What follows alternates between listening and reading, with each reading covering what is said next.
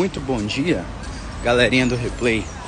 Hoje a gente vai falar sobre um tópico muito especial, a fibromialgia, que é uma espécie de dor crônica generalizada que vem acompanhada de fadiga precoce nas atividades do dia a dia, vem acompanhada de privação de sono e insônia, vem acompanhado de névoa visual, alterações cognitivas, déficits de memória, e esse paciente ele fica bastante incapacitado.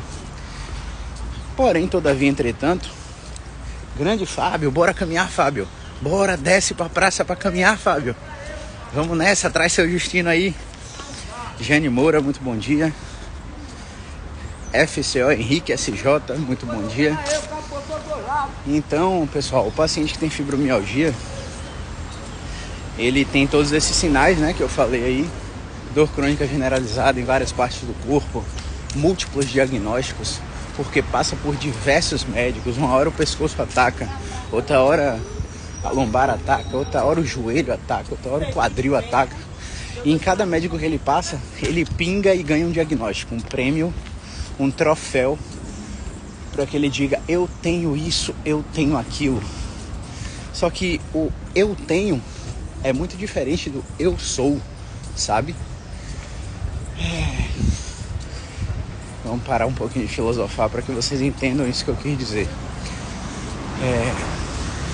O paciente com fibromialgia, ele não pode ser mais um rótulo, porque a cada diagnóstico que ele recebe, ele fica com mais alterações psicológicas, ele fica com mais ansiedade, preocupação, privação de sono, estresse, e tudo isso vai exacerbar o sistema nervoso central, fazer com que ele tenha mais dor, vai aumentar o alarme do corpo dele, né? Como eu falo em praticamente todas as lives.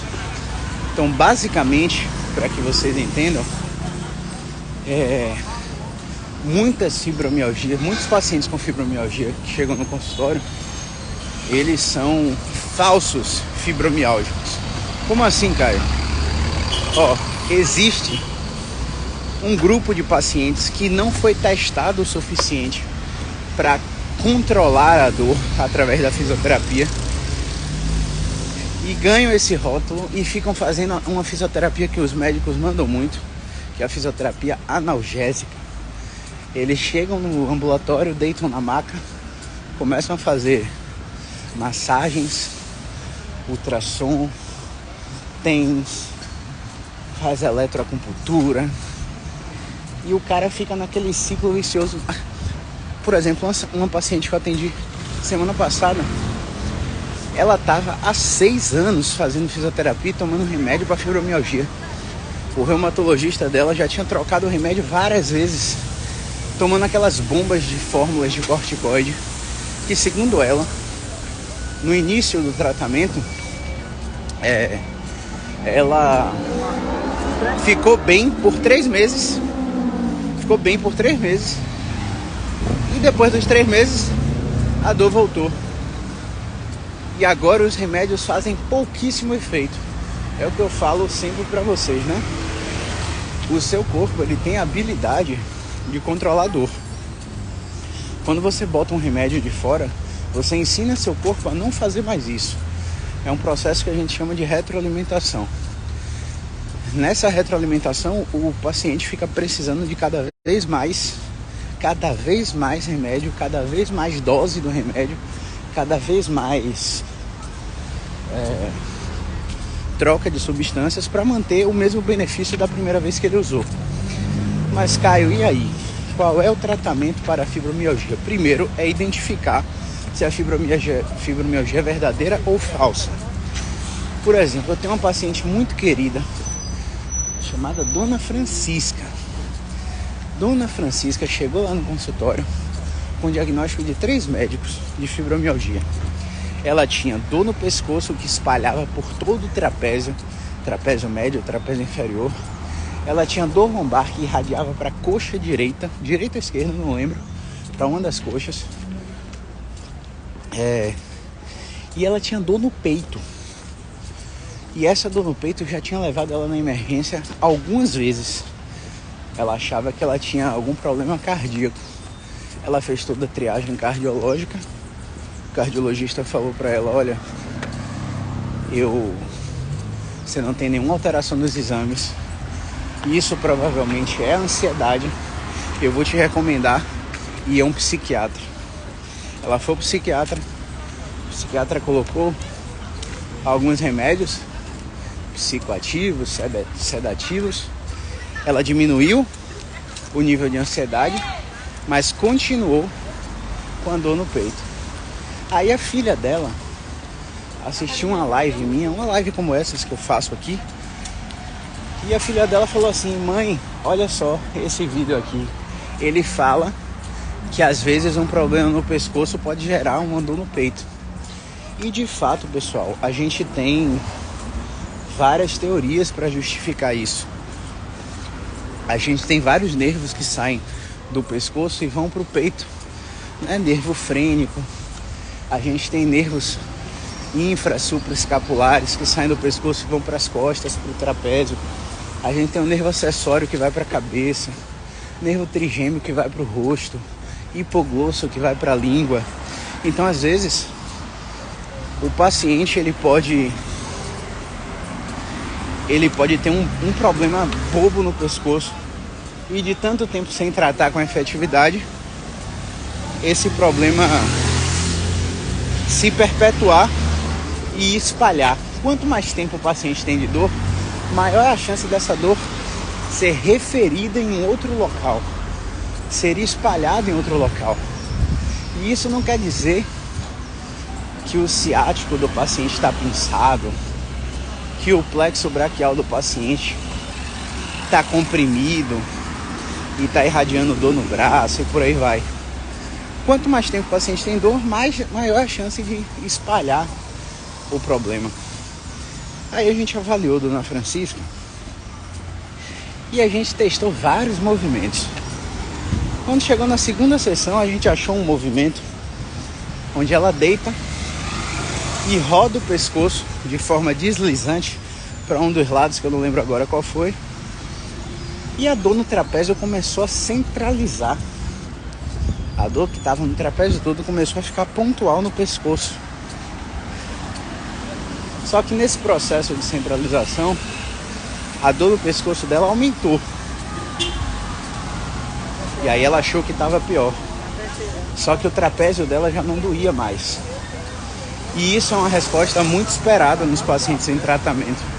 O paciente que está tratando dor e tem a dor espalhada para o corpo, essa dor tende a centralizar, voltar para o meio da coluna de onde ela saiu. E esse retorno que essa dor faz com que a intensidade dela aumente. Então, se você não explica isso, muito provavelmente o paciente vai ficar achando que está pior. Você tem que educar o paciente a essa resposta esperada. Uma outra coisa é, quando a gente achou esse movimento, a gente mandou ela para casa por 72 horas. E quando ela voltou 90% melhor. Aí eu comecei a testar a lombar. Comecei a testar a lombar dela para ver essa dor irradiada na coxa, né? E eu queria saber se ao começar a mexer na lombar dela, o pescoço dela agravava. Porque isso acontece muito. Uma resposta que a gente fala que é concorrente, né? Quando a gente começa a mexer em um segmento do corpo, a gente pode agravar outros, ou pode melhorar outros.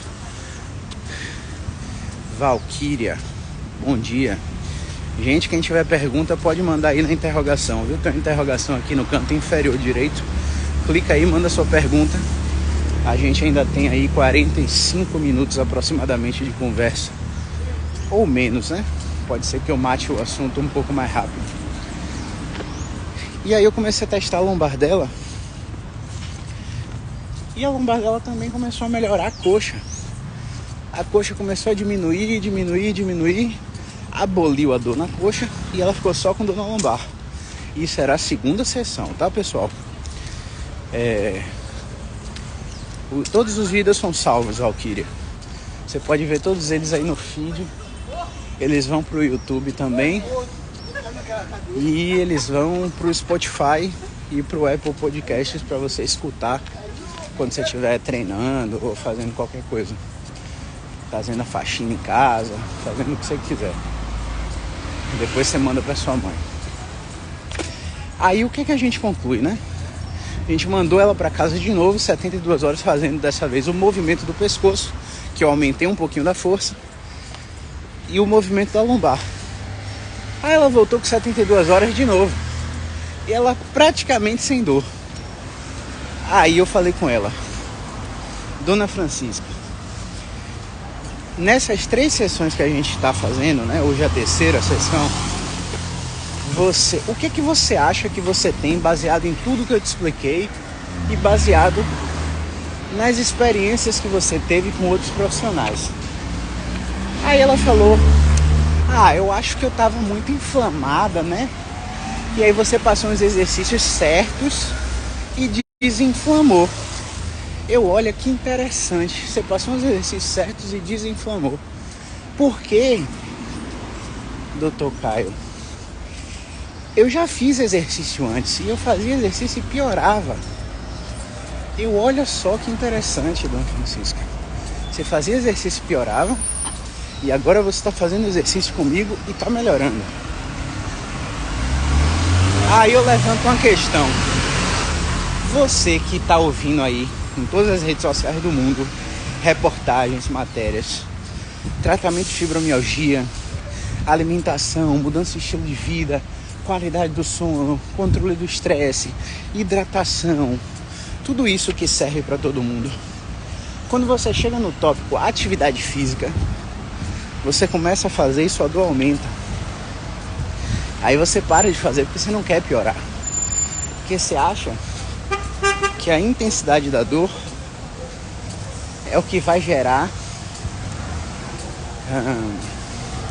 a piora do problema. E a intensidade da dor é só um marcador de vários que dizem se você está melhorando ou piorando. Eu expliquei há 3 lives atrás que a gente tem 4 referências para melhorar. Sintomática, que é a dor, é a última que a gente melhora. Funcional, o que você não consegue fazer ou faz com incômodo. Neurológica, que é quando o seu nível de dor afeta os nervos. Mecânico, que é quando o seu nível de dor interfere na amplitude do seu movimento, na sua capacidade de executar um movimento até o tamanho final que ele tem. Exemplo: dobrar o cotovelo, esticar o cotovelo. Se eu tivesse com muita dor no cotovelo aqui, muito provavelmente eu não dobraria total e não esticaria total. Percebe? Então a gente tem que melhorar tudo isso. Então a pergunta para vocês é: você que fez a dor e aumentou e aí desistiu, o que você acha que faz o paciente continuar fazendo quando ele... Mano do céu, tem uns carros que deviam ser triturados, né? Uma zoada absurda. Errado tô eu que tô vindo um pouquinho mais tarde do que o horário comum, aí a rua já tá um pouquinho cheia. É uma outra coisa que ajuda o paciente com dor: trazer a responsabilidade das coisas e dos problemas e das adversidades para seus comportamentos e suas ações. Esse é um exemplo básico aqui, né? Eu estou incomodado com um carro que está fazendo um barulho absurdo, mas eu trago para mim, a responsabilidade é minha que estou vindo mais tarde. Se eu tivesse vindo no horário, muito provavelmente estava tudo mais silencioso. E isso serve para tudo na vida, né? Não só para dor. Então o que vocês acham que fazem... O que você acha que faz o paciente continuar mesmo com dor? Bota aí nos comentários para eu ver. O que eu acredito? Quando o paciente vê a luz no fim do túnel, depois de uma boa avaliação, eu não posso dizer 100%, mas 90% dos pacientes que são avaliados por mim saem com a sensação de que nunca foram tão bem avaliados enquanto a sua história, seu problema e o seu contexto na vida deles. E eu falo isso porque é o feedback que eu recebo. Se você for na minha página do Google, por exemplo, aqui na minha cidade, eu sou líder em avaliações positivas entre todos os profissionais aqui. Quer dizer que eu sou melhor? Claro que não. Claro que não. Mas o segundo colocado, por exemplo, tem mais de 200 avaliações a menos do que eu. Isso quer dizer que quando você busca aí nos descritores tratamento da dor, fisioterapia, em Salvador, vai aparecer meu nome lá na primeira página sem eu pagar o Google. Eu não pago o Google. O número de avaliações positivas que eu tenho faz com que meu nome se destaque na rede social. E aí quando o paciente vê aquilo, o paciente já ativa um gatilho de credibilidade. Esse cara é bom. Esse cara pode ter alguma coisa para falar diferente dos demais. E aí o cara vê lá no Google e me procura. Quando ele me procura, ele me acha aqui no Instagram. Ele me acha no YouTube, porque tem gente que prefere o YouTube. Ele me acha no Facebook, porque sim, tem gente que ainda usa o Facebook. E é impressionante como é um público completamente diferente do público que está aqui no Instagram. E por quê? O que isso tem a ver com fibromialgia? O que isso tem a ver com dor? Quando o paciente entra aqui e ele vê tudo isso que eu tô falando, e ele vê que tudo isso destoa da maioria dos profissionais que falam sobre fibromialgia, o paciente começa a vir para a consulta com a mente um pouco mais aberta, sujeita às minhas sugestões terapêuticas. E aí, quando eu encerro a avaliação, ele tem essa percepção, caramba, esse cara realmente avaliou tudo que tinha para avaliar. E ele fica sugestionado à minha abordagem. Ele tem a luz no fim do túnel e a esperança de que algo pode mudar positivamente. E essa esperança faz com que ele continue o exercício mesmo com dor. Por quê?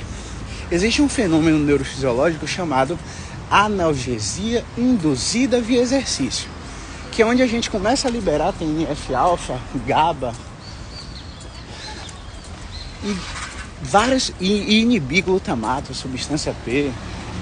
A gente começa a abrir a torneira do bulbo rostroventral medial, da substância cinzenta periaquidutal, que são torneiras que regulam a dor.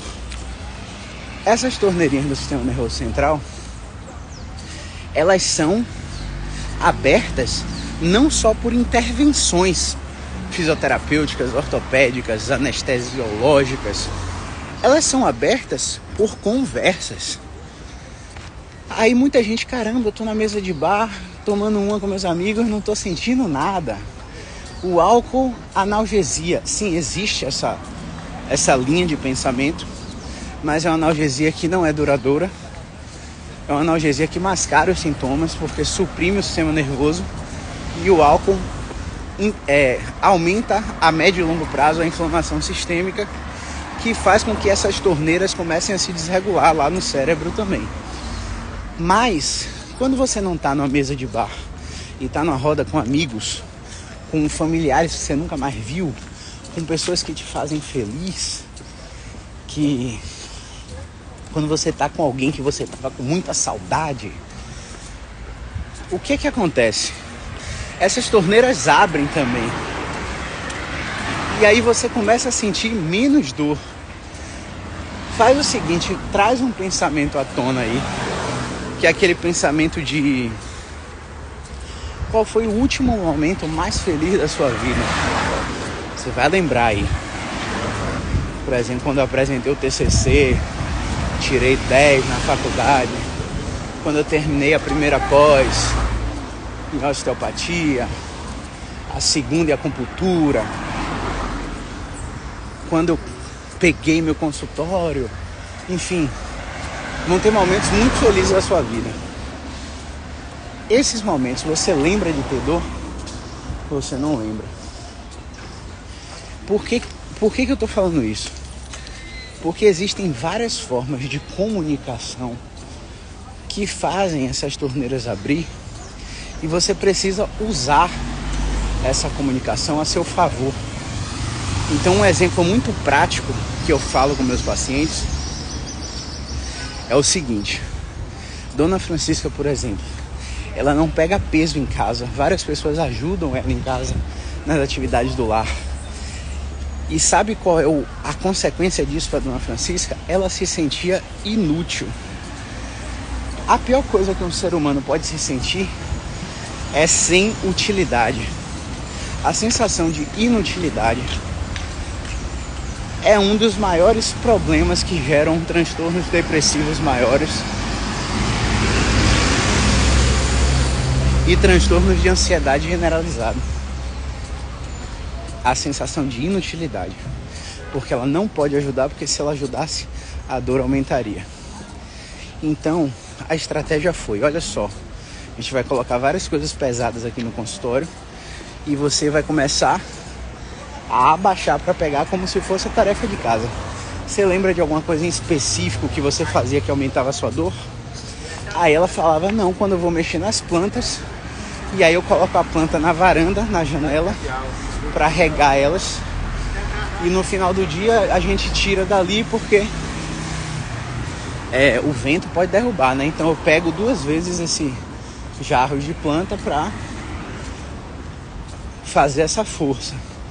Pronto. A gente começou a colocar a bola de futebol que a gente tem lá, o trampolim para ela pegar. A gente começou a colocar uma bola de tênis que a gente tem lá, para ela baixar, pegar e fazer o mesmo gesto. E aí ela fez e aí doeu, fez e aí doeu. E aí eu falei, Dona Francisca, o que é que você acha que está provocando a dor? Ela, a inflamação. Inflamação, eu entendi. Geralmente quando uma coisa está inflamada, ela deve estar lesionada, né? Ferida por dentro. Ela, isso, entendi, faz todo sentido, Dona Francisca. Mas veja bem, se você está com a ferida e você começa a mexer nela, você ajuda ela a cicatrizar ou ajuda ela a ferir mais? Ela ferir mais, com certeza, né? Entendi. E quando essa ferida fere mais, você deveria sentir mais dor, correto? Ela, isso. Aí eu te pergunto, Dona Francisca, você tá repetindo tudo isso aí? Sua dor tá aumentando? Aí ela, não, ela tá igual. Tá igual desde o início quando você chegou aqui, né? Ela tá igual. Pois é, Dona Francisca, você já repetiu o movimento que provoca a sua dor e ela não aumentou. Isso quer dizer que você não tem ferida aberta. Você não tem uma lesão que você precisa se preocupar ou evitar o movimento. Você tem um processo de rigidez dolorosa e a rigidez é um endurecimento desses tecidos. E esse endurecimento só vai amolecer mexendo. Só que enquanto a gente mexe, dói. Mas o fato de você perceber que você está mexendo e não está piorando, traz uma informação muito boa pra gente, que é essa informação de que você não tem lesão. Faz sentido, Dona Francisca? Ela, nossa, faz sentido sim. Eu quero que você repita isso aí mais vezes. Ela, que você quer quantas? Ela tinha feito umas 10 ou 15. Eu quero que você faça 35 vezes isso aí e me diga o que é que tá acontecendo.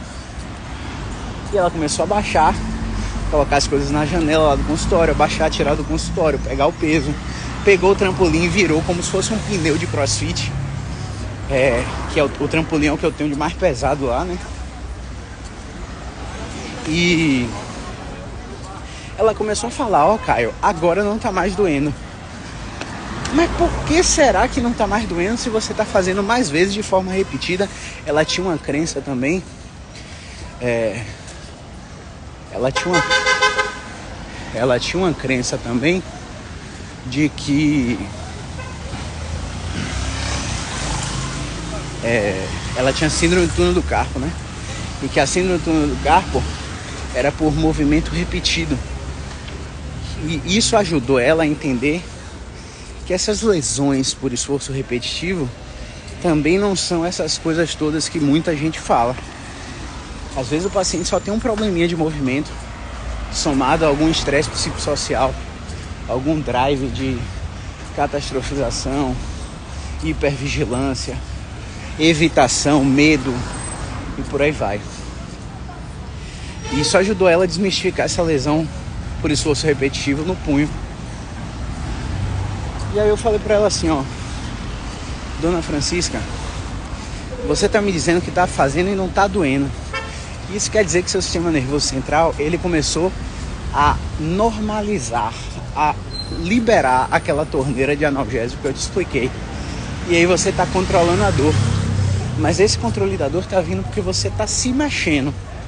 Se você continuar sem se mexer, ou sendo ajudada por Deus e o mundo nas atividades do dia a dia, você vai continuar perpetuando esse ciclo de incapacidade.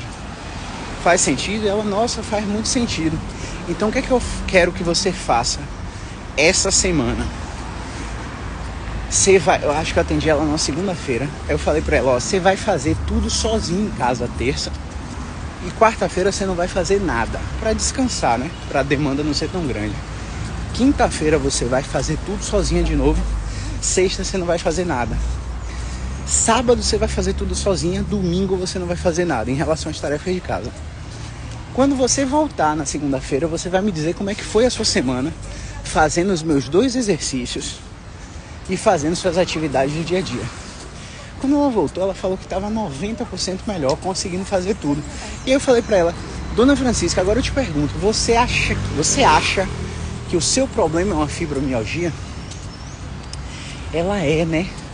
Não parece ser, não. Porque, tipo, eu fiz tudo isso, eu nem cansei. Eu tive muito menos dor para fazer. E ainda assim, quando a dor aparecia, eu fazia um movimento e a dor melhorava. Eu falei, olha só que interessante. Então a gente está evoluindo muito no seu tratamento. E a gente conseguiu desmistificar essa questão do seu rótulo diagnóstico. Aí você me pergunta, Caio, mas e quando a fibromialgia é de verdade? E quando o paciente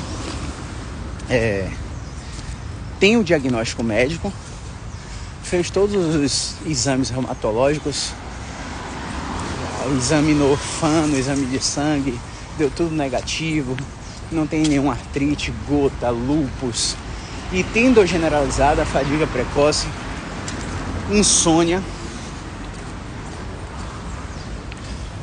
e realmente há uma sensibilização central no sistema nervoso, e o paciente tem uma dor nociplástica verdadeira, uma dor nociplástica aumentada, e ele não responde a movimento nessas sessões iniciais. O que a gente faz? Bom, primeiro a gente tem que combater a sensação de inutilidade, né? Primeiro a gente tem que pedir para um dos familiares acompanharem a consulta, seja online ou seja presencial, para reforçar esses pontos, porque o suporte familiar é muito especial para esses pacientes. Modificar algumas atitudes que fazem o paciente achar que ninguém está botando fé na dor dele, que a dor dele é da cabeça dele, que a dor dele é psicológica. Isso aí o paciente não pode perceber isso de jeito nenhum. E aí, uma vez que a gente ajuda o paciente nesse acompanhamento com o familiar, nessa consulta, a gente começa a mexer na estrutura da família. E aí, se eu tenho um familiar que é mais compreensivo nesse sentido e não fica invalidando o que essa paciente sente, eu já crio um ambiente favorável para ligar aquelas torneiras que são analgésicas. Segundo, pensamentos automáticos que são catastróficos e de projeções de futuro que esse paciente não consegue controlar. Exemplo, a fibromialgia gera tanta dor no peito, que o paciente eleva a pressão arterial sem ter hipertensão, que o paciente começa a achar que está infartando de tanta dor no peito. E aí o pensamento que vem é, meu Deus, eu vou morrer. Meu Deus, não tem ninguém para me ajudar. Meu Deus, eu não tenho plano de saúde. Para onde eu vou? Vou para a UPA? Vou para a unidade básica de saúde? Vou lá, sou medicalizado, sedado, faço ansiolítico, melhoro. Tratei a causa? Não tratei a causa. Porque os pensamentos que a gente tem quando nós estamos em crise de dor são determinantes para a magnificação dos sintomas físicos, para a amplificação da dor, para o problema no alarme do sistema nervoso. É como se a casa desse paciente estivesse com o alarme desregulado e um mosquito entrasse pela janela e o alarme apitasse, como se fosse um ladrão arrombando a porta. Olha que louco. Então o problema é no processamento do sistema nervoso central.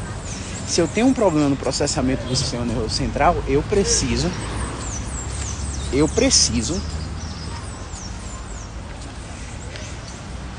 de longo prazo de tratamento. Eu preciso de 3 a 6 meses de mudança abrupta do estilo de vida. Mudança ao ponto de fazer exercícios em contingência. O que é fazer exercício em contingência? ArcBA, deixa gravado, por favor. Vai ficar gravado no feed, no YouTube, no Spotify e no Apple Podcast, tá bom? Se tiver pergunta, clica na interrogação e manda. Eu preciso mudar o estilo de vida de uma forma abrupta, começar a fazer exercícios em contingência. Que diabo é exercício em contingência? Exemplo, você tá com a dor 10 aí, você acha que não consegue caminhar. Se você começa a caminhar, essa dor intensifica e aí você desiste. E aí eu quero que você se esforce um pouquinho, que hoje você faça 2 minutos, amanhã você faça 4, você faça 8, até você chegar em 20 minutos 4 vezes por semana de caminhada, pra gente começar a abrir essa torneira.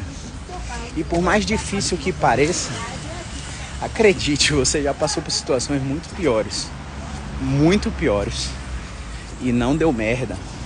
Você não morreu, você não internou, enfim, eu quero que você faça uma forcinha para alcançar 20 minutos 4 vezes por semana só de caminhada. Qual que é o objetivo disso? Aumentar a sua quantidade de passos por dia, para que você se torne de uma pessoa sedentária a uma pessoa fisicamente ativa.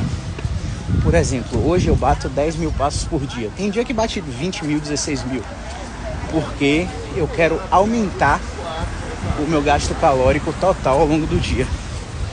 Isso faz com que meu metabolismo acelere. Isso faz com que meu sistema nervoso central entenda que eu preciso produzir analgésicos na minha corrente sanguínea. Ponto 3. Eu preciso de um acompanhamento psicológico. Como assim, Caio? Caio, eu não tenho dinheiro para pagar psicólogo. Eu não tenho dinheiro para pagar médico, para pagar fisioterapeuta. Para com essa desculpinha. Isso é mais uma desculpa para você continuar onde você está. Não é grana, pessoal. Como assim, cara, não é grana? Entenda, se você está precisando de um psicólogo para ter o seu acompanhamento, você tem os CAPs, os Centros de Atenções Psicossociais na sua cidade, que fazem atendimentos gratuitos. Ah, mas demora muito. Demora. Mas se você começar hoje, daqui a 3 meses, for chamado, você já marcou, você vai começar o seu processo. Você tem as clínicas e escolas, nas faculdades de psicologia, de fisioterapia, que os alunos do último semestre, eles fazem atendimento gratuito para que você tenha ajuda no seu problema. Ah, Caio, mas é aluno. É aluno, mas é um aluno que está atendendo muito melhor do que profissionais que têm 10 anos de formado. Sabe por quê? Porque esse profissional que tem 10 anos de formado, ele já está acomodado. Ele tá na zona de conforto na maioria das vezes. Ele não precisa te dar 100% na maioria das vezes.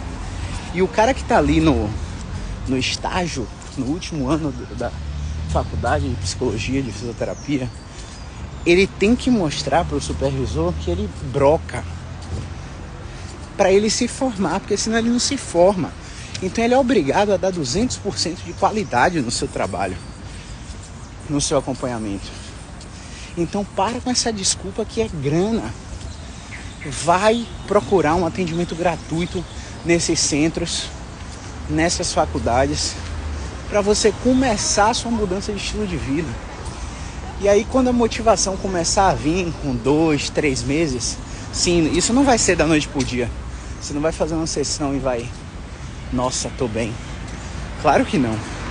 Você vai ser um tratamento de longo prazo, de 3 a 6 meses, com suporte fisioterapêutico, suporte psicológico. Se necessário, você vai no anestesiologista, no médico da dor, não para fazer nenhum procedimento intervencionista, mas para ter uma medicação que acomode o seu sistema nervoso central, para que você tolere fazer os exercícios. Porque o que acontece é que vocês vão para a medicação primeiro. E aí não aproveitam o boom da medicação de melhora para fazer os exercícios da fisioterapia. Vocês tomam a medicação, aproveitam os 3 meses de efeito da medicação, aí estão bem entre aspas, né? Sem dor, param de fazer a medicação. Não fazem os exercícios e aí quando o efeito passa, o bicho está pegando de novo. E você fica nesse ciclo extremamente vicioso. Gente, um teste muito simples que eu faço para saber se o paciente com fibromialgia é fibromialgia verdadeira ou fibromialgia falsa é pedir para ele ficar pulando na minha frente. Caio, como assim pulando na minha frente? Olha, existe uma coisa, um teste sensorial quantitativo, QST, chamado CPM, Conditioning Pain Modulation, que é a capacidade do seu corpo modular a dor diante de algum estímulo, que geralmente é exercício. Nesse teste, a gente pede para o paciente pular e a gente pergunta. A gente pede para o paciente pular e a gente pergunta: olha só, meu paciente, você tá com a dor? Agora tô. Quanto de dor? Nossa, dor 10, Caio. Ó, eu quero que você comece a pular aí por 3 minutos. Aí com 1 minuto ele cansa. Você pede para ele parar um pouquinho. Às vezes com menos de 1 minuto ele tá cansado, totalmente descondicionado. Aí pede para ele parar um pouquinho, dá uma água, vai, pula de novo. Aí faz cerca de 3 minutos disso aí, pergunta para ele: olha, como é que tá a sua dor agora? O paciente falou igual, falou melhor, o controle inibitório nocivo difuso está íntegro e esse paciente provavelmente vai ter uma resposta a longo prazo de movimentação no controle da dor. Se ele falou pior, existe a possibilidade de ele estar com a classificação chamada síndrome dolorosa crônica e de fato ele ser uma fibromialgia verdadeira com um mecanismo nociplástico aumentado. E aí a gente tem que fazer abordagens diferentes para esses 2 perfis de paciente, com fibromialgia ou com fibromialgia falsa. Hoje, fibromialgia, na minha prática clínica, é o diagnóstico falso mais visto no meu consultório. Eu perdi as contas de quantas pessoas chegaram lá dizendo que tinha fibromialgia, porque algum médico diagnosticou, e a gente encontrou uma resposta muito favorável ao movimento. Aí o paciente me pergunta, né: Caio, eu vou ter que fazer esse movimento pro resto da vida? E eu falo: olha, você escova o dente todo dia? Toma banho todo dia? Você vai no banheiro todo dia? Você tem que colocar um movimento na sua vida como se fosse um hábito. É claro que não vai ser sempre tantos movimentos. A gente vai diminuir, vai intensificar, vai te fazer revisões mensais para ajustar os movimentos que você faz, vai te colocar em uma atividade física, vai pedir para você ir para um educador físico, fazer um personal, fazer um treino em academia, um treino de corrida, uma atividade que você goste, uma dança de salão. Isso é extremamente negociável. Mas o que não é negociável é que você coloque o movimento como estilo de vida. Você tem que ter, no mínimo, 4 vezes por semana, uma rotina de movimentação maior que 30 minutos. No mínimo. Se a semana tem 7 dias e você fica treinando 3, você continua 4 sedentário, o saldo continua negativo. Agora, se a semana tem 7 dias e você tá se mexendo 4, 5, o saldo começa a ficar positivo. Você começa a ficar mais fisicamente ativo. Entende? Então, esse seria o segredo na abordagem do paciente com fibromialgia. Quando ela é uma fibromialgia verdadeira, de fato precisa de uma abordagem multiprofissional. Mas quando, na maioria dos casos, é uma fibromialgia falsa, aí, meu amigo, uma boa fisioterapia resolve. E assim, cancela essa fisioterapia de choquinho, alongamento, fortalecimento, infravermelho, ultrassom, aparelhinho de liga, desliga. Isso aí não é fisioterapia não. Isso aí é lixo. Você tá fazendo esse tipo de tratamento, você tá perdendo seu tempo, tá perdendo sua vida. Tem que buscar um profissional especializado. E se o problema for grana, você tem que ir para uma clínica escola, como eu falei anteriormente, buscar um atendimento gratuito. Beleza? Então é isso, pessoal. Acho que não... Deixa eu ver se rolou pergunta aqui. Estou te enviando para amigas minhas, mas estão off agora. Não tem problema não.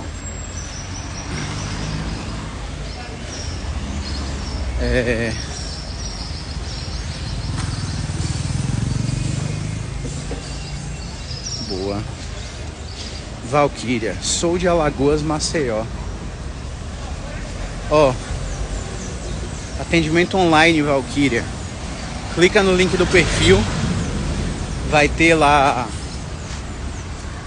um botão chamado Central de Atendimento. Você clica e fala com a Alessandra, que aí ela marca a consulta pra você, beleza? Não se preocupe não, porque hoje a gente tem uma cartela de mais de 40 pacientes online. E como o tratamento é por base de terapia cognitiva funcional, exposição gradativa, terapia mecânica e prescrição de exercícios, a gente não precisa tocar em você para te avaliar e para te tratar. Então isso, a pandemia trouxe um legado muito bom pra gente, que é essa possibilidade de fazer nosso tratamento todo online, tá? Então não importa se você é de Maceió, se você está em Boston, se está em Massachusetts, está na Nova Zelândia, na Austrália, basta que você tenha uma conexão de internet, basta que você tenha um local para sentar e um local para deitar, né? Então a gente faz todos os testes, todo exame físico, toda anamnese, toda avaliação e todo o tratamento com esse suporte mínimo, um lugar para sentar, um lugar para deitar, beleza? Deixa eu ver o que mais. Isso. Eita, que agora o sol não tá deixando nem eu ver a tela. Vitamina D, né, pessoal? Deixa gravado, vou deixar. Dan Brandão, Palma. Falo isso sempre. Deixa eu ver na interrogação se veio alguma. Não, sem perguntas. Então vamos agradecer a quem ficou até o final aí. Dan Brandão, Neuza. Não tô conseguindo enxergar a tela mais não. O sol tá muito forte. Então é isso, pessoal. A live vai ficar salva, vai pro YouTube, vai pro Spotify, vai pro Apple Podcasts.